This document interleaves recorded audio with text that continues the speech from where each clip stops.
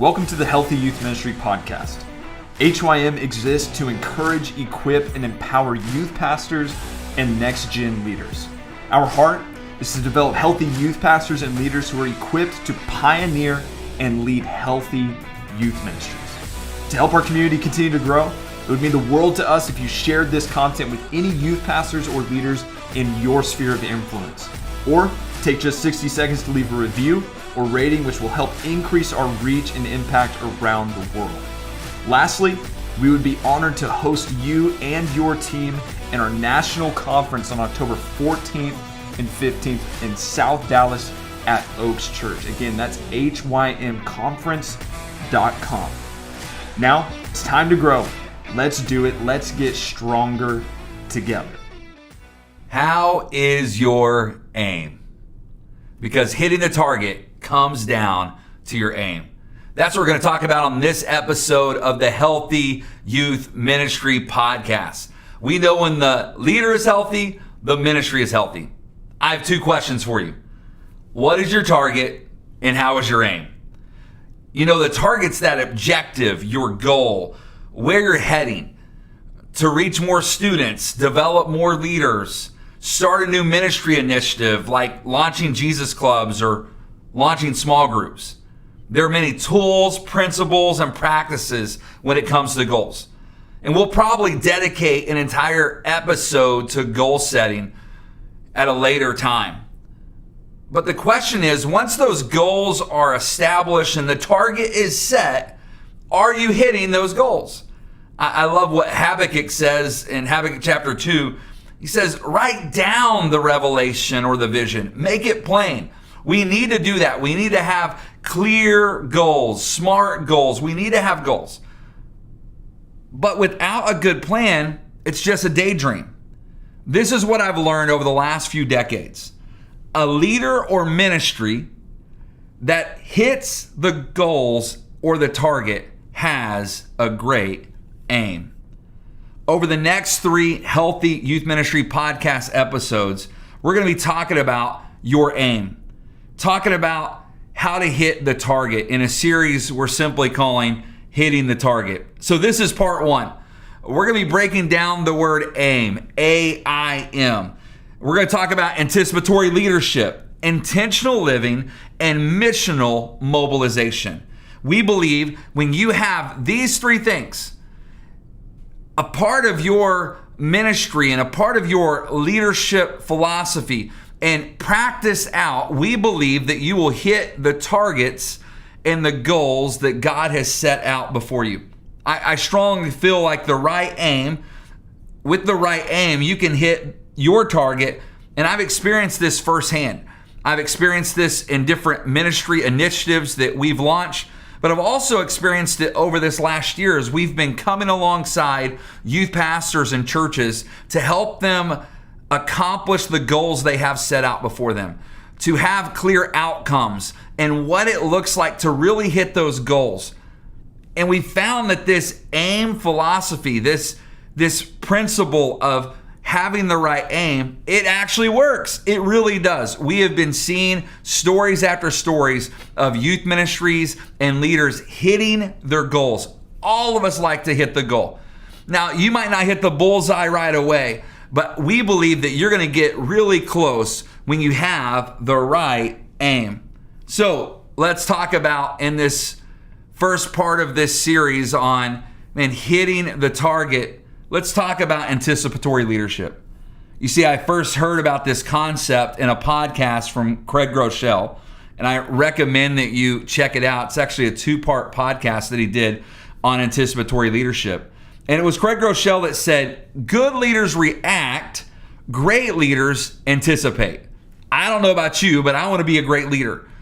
And I found myself as a more immature, a leader with less experience, a lot of excitement, but not a lot of experience, that I found myself reacting a lot as a leader.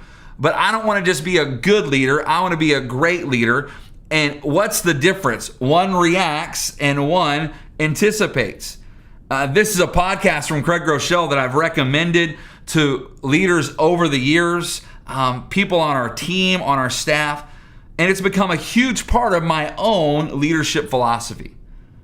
How are you planning and preparing today? How are you anticipating today to see growth and transformation tomorrow? That question, how are you anticipating? To go back to those two questions, what is your target? How is your aim? Anticipatory leadership will help you hit the target. In Proverbs 21:5, it says this: good planning and hard work lead to prosperity, but hasty shortcuts lead to poverty. What kind of leadership and ministry are you really wanting to lead? One that is full of prosperity, which is something that is growing, something that is flourishing, or one of poverty, one that is without. And the author of Proverbs is saying, hey, you know what it's going to take? Good planning and hard work. It's going to take some anticipatory leadership. Then Jesus reminds us in the Gospel of Luke, in a parable, he says, suppose one of you wants to build a tower. Won't you first, listen, sit down and estimate the cost to see if you have enough money to complete it? For if you lay the foundation and are not able to finish it, everyone who sees it will ridicule you, saying, this person began to build and wasn't able to finish it. I love when Jesus speaks in parables, and he's pretty transparent and honest in these parables. This is what I know. If you fail to plan, guess what? You've heard it. You plan to fail. Your now is preparing you for your next.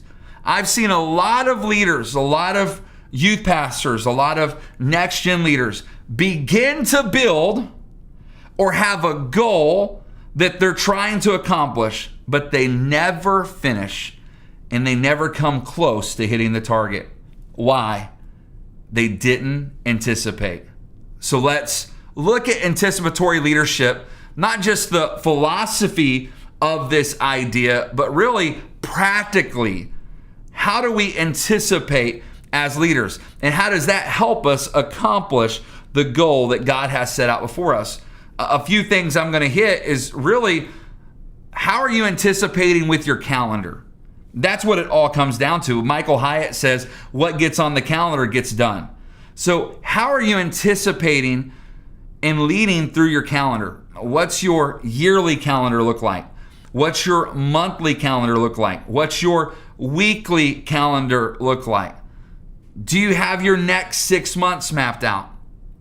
For years, we've used the principle of 30, 60, 90. What's our 30-day calendar, 60-day calendar, 90-day calendar? How are we continuing to look ahead and move forward and anticipate problems, but also anticipate by seizing opportunities as we look forward?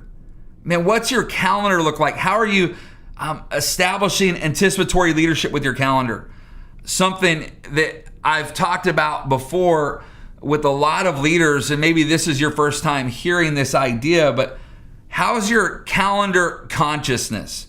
What I found is a lot of leaders just aren't conscious of what's going on in the calendar. And let me break that down. What's going on in the church calendar? So most of our audience are youth pastors or next gen leaders.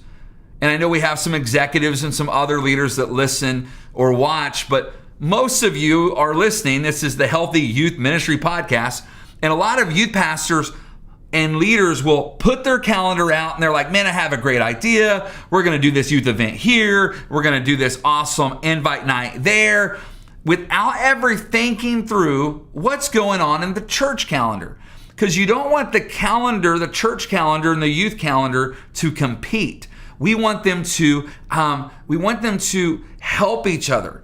We want them to, complement one another. And so it's not about competition. It's about complementing one another in how the event. So, hey, after Easter, we have a follow-up event for youth. It's thinking through your church calendar and knowing the rhythms of your church calendar. And a lot of your leaders attend your church. And so, man, they're attending that event and that big serve day. And you're going to have another big event the next day. That's not being conscious. That's not anticipating what's coming next with your calendar. So what's it look like? What's your church calendar look like? Take your church calendar out. See what it looks like. Man, what's going on the next 30, 60, 90 days? How are we anticipating what's coming up? How can we complement what God's doing in our capital C church? Then the other calendar you need to look at, besides your church calendar, when it comes to anticipatory leadership, you need to look at your community calendar. Man, is there a big 4th of July event? Is there a big, homecoming parade? And you're frustrated because you're like, well, I don't understand. A lot of our students aren't here tonight, or a lot of our leaders can't be at this event. Well, it's because your event's competing with prom. You didn't look at the calendar. And so you need to pull up the website, call your local school, do whatever it takes to get that church calendar and that school calendar as well, to go, okay, this is when homecoming is. This is when prom is. This is when the graduations are. And you then build your calendar around that. Lastly is what's going on in culture. You need to be conscious of what's going on in culture as you're planning. Be aware. There's some great things going on in culture. There's also some pretty heavy things going on in culture. I know a youth pastor was about to do a series that had a very Nickelodeon vibe to it. And then this documentary came out about Nickelodeon. And because he was conscious of his calendar, he's like, wait, we're going to reframe how we're doing that series because we're conscious of what's going on in the calendar. So I'm just telling you, that takes anticipatory leadership. We need to move it from a wing it mentality to a work it mentality. Man, work that calendar. Man, lead that calendar. Anticipate what's coming. And understand that there's these rhythms and there's these momentum swings that happen in the local youth ministry. And you have to anticipate that. Okay, we're going to have this invite night. What's our follow-up night after that? What series are we starting? What are we connecting them back to? What are our off-ramps? That's anticipating your calendar. And a lot of times in youth ministry, especially, we'll just be like, oh man, we kind of get this, like, parents view us and other pastors view the youth ministry as like we're just winging it. We're running around like chickens with our heads cut off. We're like, oh, but God moved, but we didn't have a plan, and we didn't think through, man, what could we have done to made that moment matter? All that comes down to anticipatory leadership. I told you, as a young leader, I wasn't doing this. I was living week to week. I was coming up with sermon illustrations the night of. I wasn't anticipating. And that just takes a little time, a little planning. So at the end of the day, people won't say, oh, they began to build and didn't finish. They'll go, you know what? They had an idea and they saw it through to implementing that idea because they anticipated with their calendar. Another way to anticipate and be an anticipatory leader, and again, we're talking practically, is with your calendar, but also with your content. Do you see the ebb and flow and what's going on when it comes to not just culture, but what's going on in your community? Think through those same three things: community, culture, and church when it comes to your content. How are you complementing what God's doing in the church? Oh, they're doing this series. We can do a similar series so families are connected together. Oh, this is what's happened in our community. We've done series like Homecoming. Well, it's this great series. It's a really big school vibe. Guess when it is? It's around September. It's knowing when. Oh, we're going to do a giveaway for like Texas State Fair tickets because we're here in Texas. The Texas State Fair is a big deal. So we know what's going on in our community and our culture, and that's going to complement what we're doing in our youth ministry. But we're conscious of that, again, because we're anticipating, we're planning, we're thinking ahead. So that content for years, and again, we're going to have so many conversations together on this podcast. We can't tell you and talk to you about everything, but what it looks like to plan out your sermon series and your big nights and understand to do that in a way that you hit your goal, it really comes down to having the right aim and anticipating, having anticipatory leadership.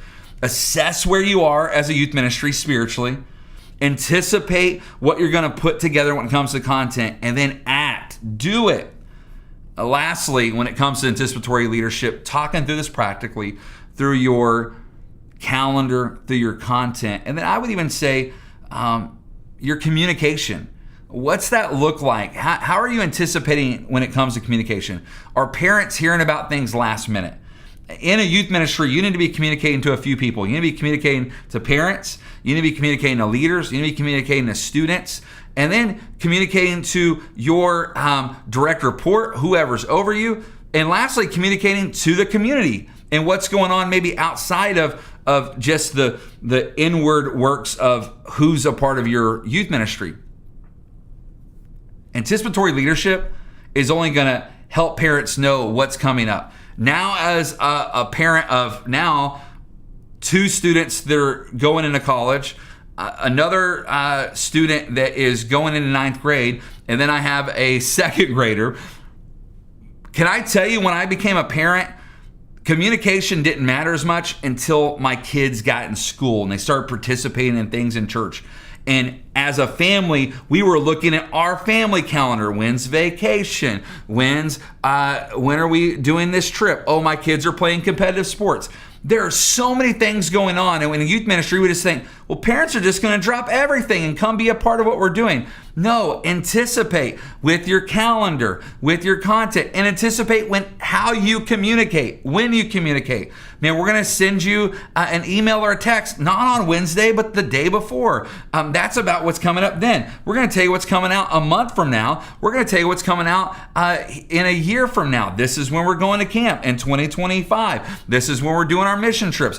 How are you anticipating? And you're like, man, Joseph, that's a lot. Well, you're going to have to work it. You can't wing it. You got to work it. You got to work the plan. You got to get together with your team. You need to get some parents. If you're not a parent, get some parents on your team. Man, spend a couple of hours on an evening. Hey, how can we get this information out? How can we do a better job of communicating? Communicate to your leaders. Your leaders shouldn't be being asked to work a spot or a station on Wednesday night. Your team leads, your ministry leads, they need to be communicating to them. Students want to tell their friends about what's going on. None of us like surprises. You say, well, I love a surprise. Yeah, it's kind of cool when you get the surprise birthday. But when it comes to, hey, can you do this tonight? We have to do a better job of equipping our leaders and our students to really accomplish the goal that we've set out. We can't do that like the week of or the day of. We need to tell them, hey, a week out, hey, I'd love for you to do this announcement. Hey, student, come up on a Tuesday. We're going to practice that. Hey, on Wednesday, we're going to rehearse it again. And then guess what? They're going to feel comfortable. They're going to feel confident. And guess what? They're going to invite their friends because they know that they're getting an opportunity to be a part of the service. And all that came down to you being an anticipatory leader. If you're listening today, I just want to encourage you. This is part 1. We're going to talk about what it looks like to have intentional living, missional mobilization, so that we can hit the target that God has set before us, that right aim. But I want to encourage you, you can do it. You don't have to take a leap, just take a step. I love this verse in Proverbs 16:3. Before you do anything, put your trust totally in God and not in yourself. Then every plan you make will succeed. Man, put that in the hands of God. You got to do everything you can and trust God to do his part. I told you early on, 20 years ago, I was a week-to-week leader. But I slowly became a month-to-month leader and eventually a year-to-year leader. And we could anticipate the growth seasons. We can prepare for what God was going to do. We could print the t-shirts, make the banners, and save costs because you're not doing last minute shipping. All that, when you start to really not just understand, but have this conviction that I'm going to be an anticipatory leader. I used to do Focus Fridays. Friday was my day off. But because of all the different meetings, I would take, a few Fridays a year and just focus and map out those few months. Then I would get with a team and we would talk through those months. Then I would talk through our different creative teams and we would, work through that. We then move to these kind of intensives. We would take 2 days and just go all focused to accomplish everything. Like when it comes to, man, how are we ordering this? What are we doing? That focus attention to anticipate everything that's happened. So get with God, get a plan, get ahead, and go for it. And I believe if you do that, you're going to hit the target that God has set out for you. We always say it, Galatians 6:9, don't you give up in doing good. Keep your hand to the plow, and a harvest is coming. We can't wait to jump into part 2 of this series that we're doing, and we're going to be talking about intentional living next month. So between now and then, we will have a Stronger Together episode. We're going to be talking about how to reach your campus. Super excited about that. But don't forget, we're stronger together, so refuse to do life alone. Let's go. Thank you for listening to the Healthy Youth Ministry podcast. And thank you for investing in your leadership, because the next generation needs you. And we believe healthy youth pastors and leaders are the number one catalyst for seeing healthy youth ministries. Again, make sure to check out HYMconference.com for more information about our national conference on October 14th and 15th. And our final prayer and encouragement to you is this, Galatians 6:9. So let us not grow tired in doing what is good, for at the right time we will reap a harvest of blessing if we don't give up. And with that, we will see you next month for another episode of the Healthy Youth Ministry podcast.